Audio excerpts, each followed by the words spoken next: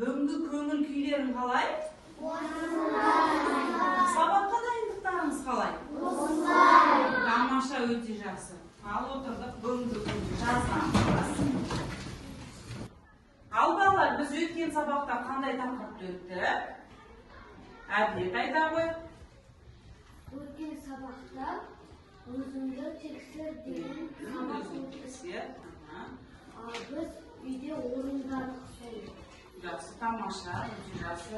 Ал осы барлық есептер шығару түсінікті болды ма сіздерге? Жақсы, тамаша.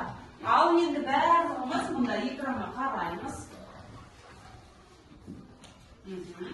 Ал экранда біз не көріп тұрмыз, қане?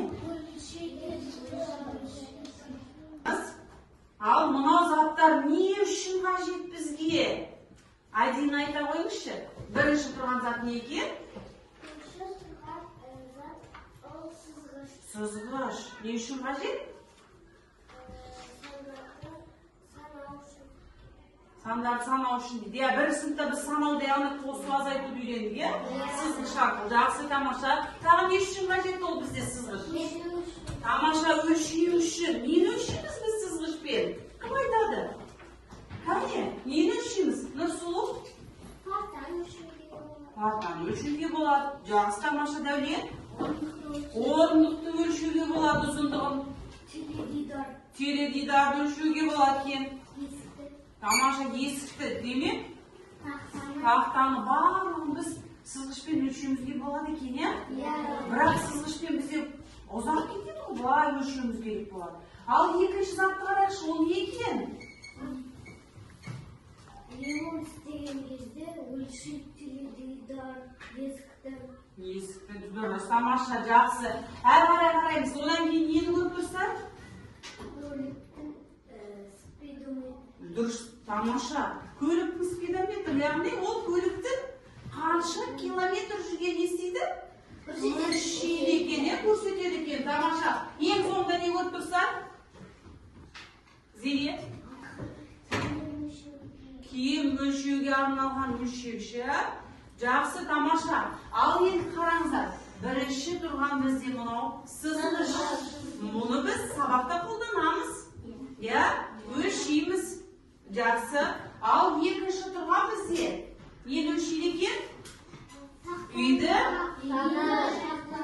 Үйде біз ремонт жасаған кезде, яғни қайта өңдеу кезде біз қабырғаларды өлшейтеміз. Есікті, терезенің маңын, немесе мынау биіктікті, былай біз өлшеткеміз биіктігі, немесе былайынан ұзындығын өлшеткеміз, балалар? Жақсы. Ал енді соңғы тұрған бізде міне мынау. Яғни киімді өлшеткеміз. Ал енді осыны біз қалай қолданатынымызды кім маған көрсетіп береді екен, қане? Біз сызғышпен дәптерді өлшейміз.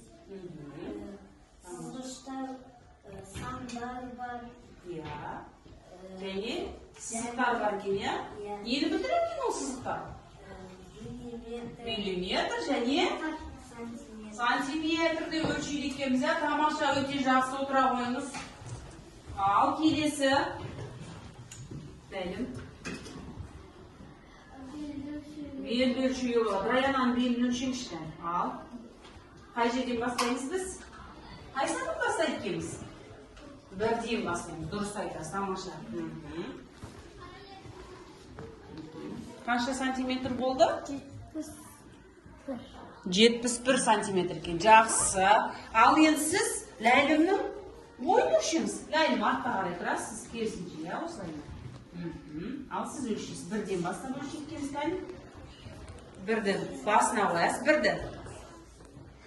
бірді басына қоямыз, Ал мен көмектесейін. Ләйлім мына жерден ұстай тұрыңыз. Төмен қарай өзіңіз өлшеңіз. Қанша болды бойы? Қанша болды бойы? Өлшеймін. Қанша шықты?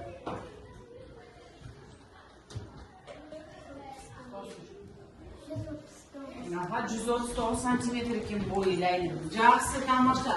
Ал енді біз есікті немесе тақтаны өлшеуімізге болады деп отыра қойыңыз. Өте жақсы, тамаша, жарайды. Ал жақсы балалар. өлшейміз кәне? Өлшейіңіздер.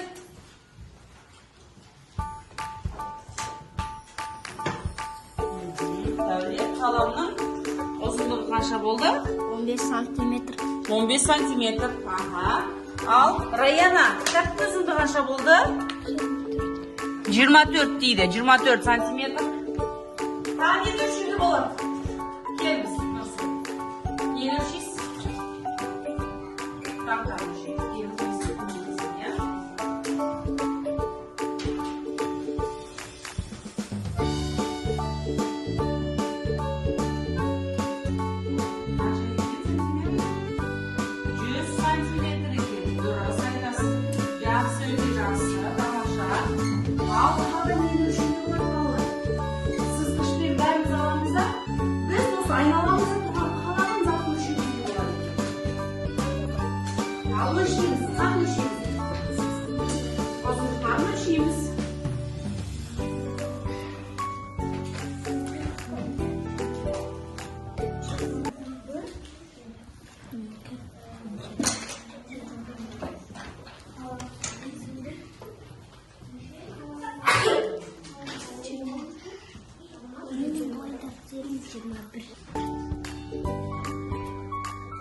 Сантиметр болды. Жүректің ұзындығы қанша сантиметр? 29 сантиметр. Тамаша, өте жақсы. Әне көрейінші. Тақтан өлшеп жатыр, міне. Бірінші. Көбелекті өлшейді екеміз, кәне? Қанша сантиметр болды көбелек? 7 сантиметр. Тамаша, өте жақсы, жарайсыздар. Қалам сапты өлшеп жатыр, қанша екен? 20 сантиметр. Дұрыс, тамаша, өте жақсы.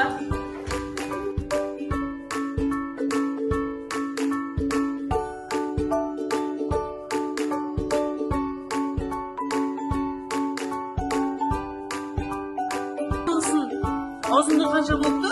13 сантиметр. 13 сантиметр екен, өте жақсы, тамаша. Кім дұрыс өлшеген болса біз бағалау, формативті бағалауға бір бал қоямыз. Жақсы. Ал енді бүгінгі сабақты біз түсін. Балалар, ендеше бүгінгі сабағымыздың тақырыбы қалай екен? Әлім айта қойыңыз.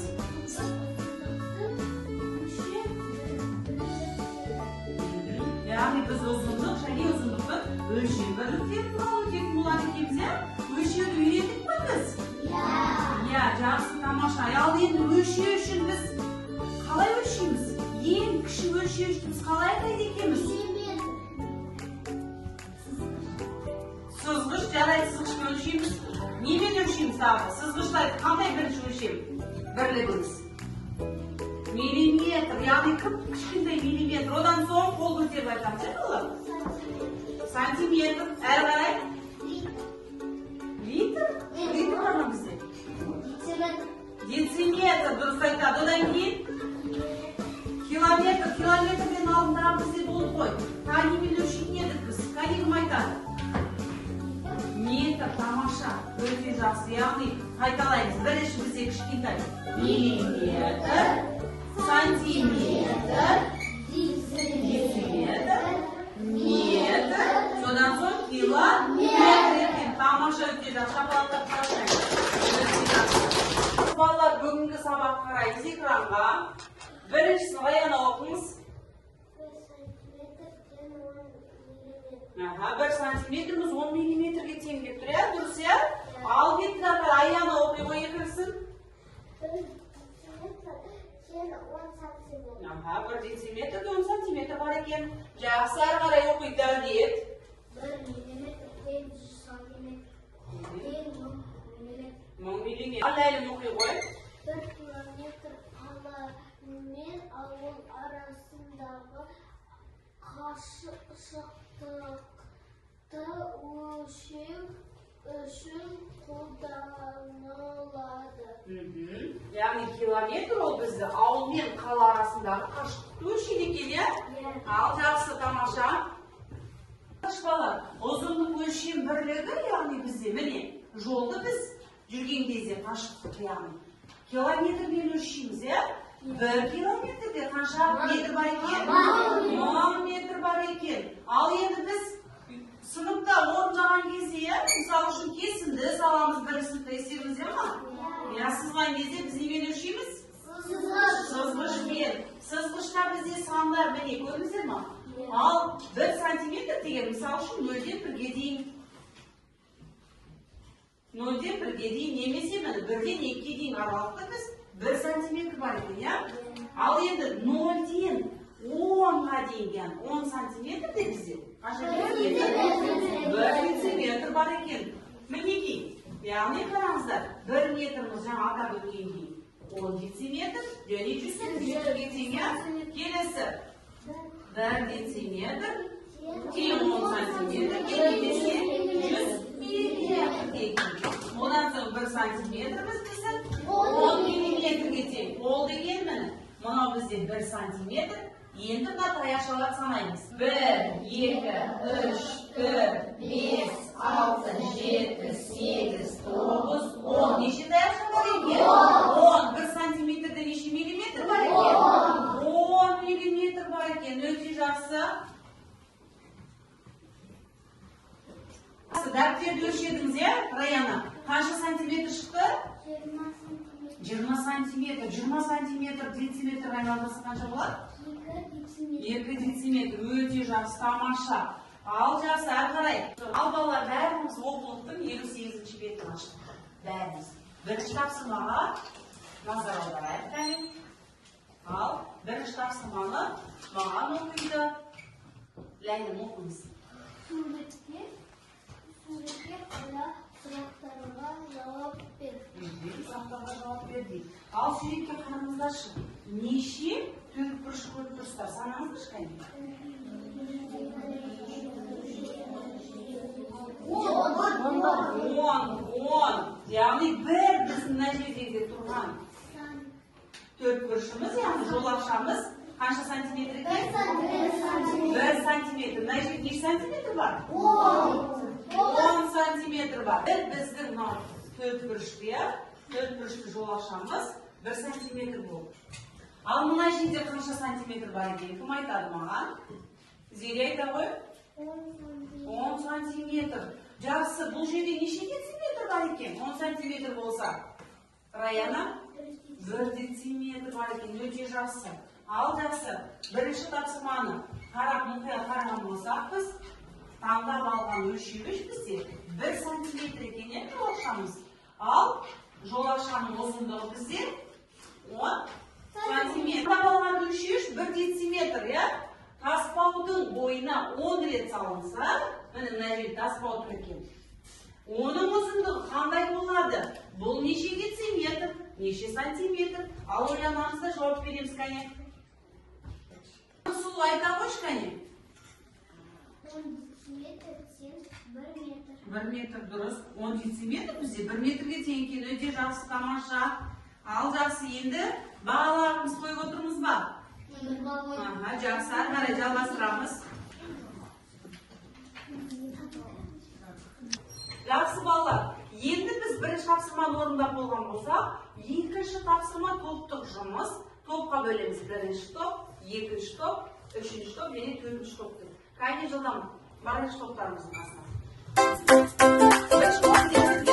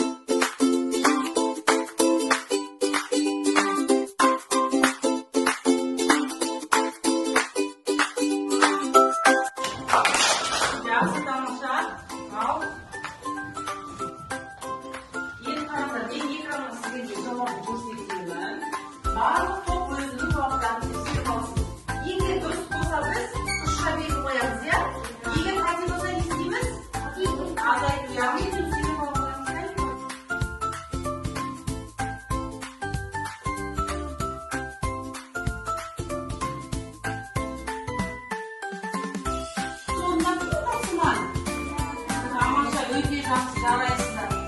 Қол шапалақтап қойыңыздар.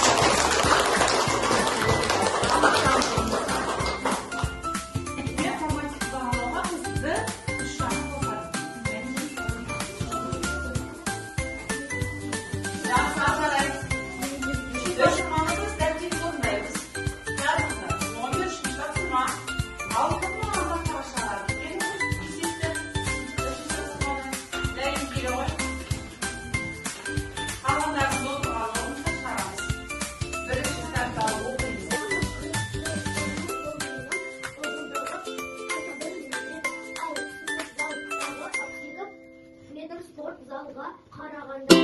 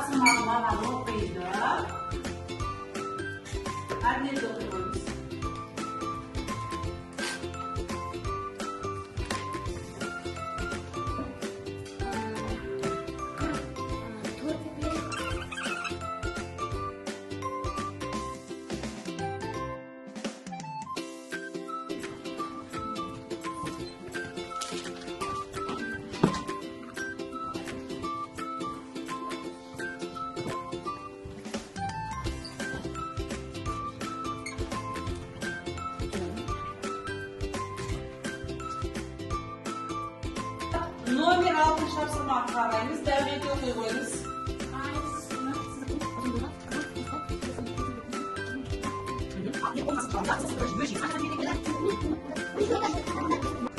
Қызыл сызықты кесіндің бөлшек болғаннан соң балалар, ар жағында қара және жасыл түсті түрі сызықтар. Бірінші қара бізде 4 бұрышты тұр, көрдіңіздер ме? Екінші бізде сынық сызық тұр. Толық емес, соны өлшейміз. Қайсы бір фигура бізде дәлел тұрған сынық сызық немесе 4 бұрыш қызыл кесіндімен сантиметр, яғни ұзындығы 1 екен. Өлшейміз ешкім. Оның үшін бәрін өлшеп аламыз.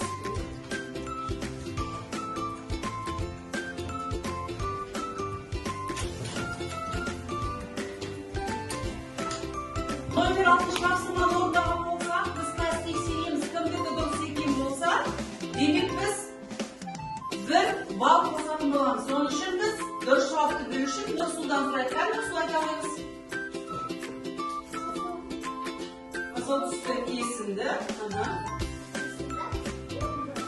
11 сантиметр.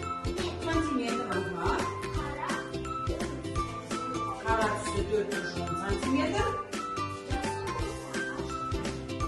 Ол бізде сынық сызық, сынық сызығымыз 11 сантиметр. Демек, қызыл түсті кесіндімен жасыл түсті сынық сызығымыз екеуі тең екен. Қанша сантиметр екен? 11 сантиметр. Тамаша. Кімде дұрыс болса біз бір құшша